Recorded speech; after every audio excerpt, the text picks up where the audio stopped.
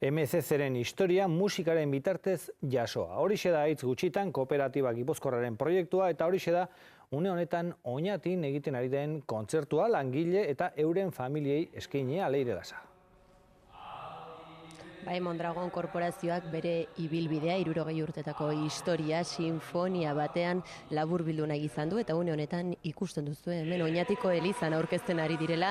Andoni Egaña bertsolaria ere parte hartzen ari da hemen Oñatin egiten ari diren estreinaldian. Orotara 8 abesti dira sinfonia osatzen dutenak, Fernando Velázquez musikariarenak eta hitzak aldiz Jon Sarasuak jarri dizkio. Gaur hemen aurkezten ari dira, baina estreinaldi ofiziala handia Gasteizen egingo dute datorren irailean 1000 lagunen aurrean Buesa Arenan.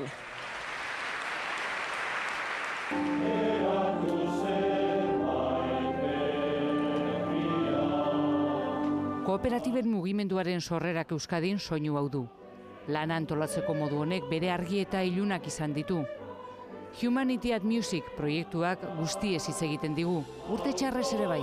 Momentu baten Jon Sarasua bere letran esaten digu baina zer egin duzue, zerbait porrota handiak ere izan ditugu eta horri zahatzen dira. Bueno, badakit primeran aterako dela. Fernando Velázquezek idatzitako sinfonia inflexio puntu bat ditzateke, geldialdia etorkizunaz hausnartzeko. Etorkizunari zuzenduta dagoain zuzen, lanaren 8. eta azken mugimendua. El futuro de MCC suena ilusionante. Eta ilusio horrekin joaten dira entxeatzera deitzen dituzten bakoitzean. Batzuek ez dute kooperatiben munduarekin zerikusirik. Beste batzuentzat ordea, euren biziaren parte handia da. Kooperatibak izango dian bizi guztian parte, ni ez dakit hortik kanpora zer dagoen, ez dakit.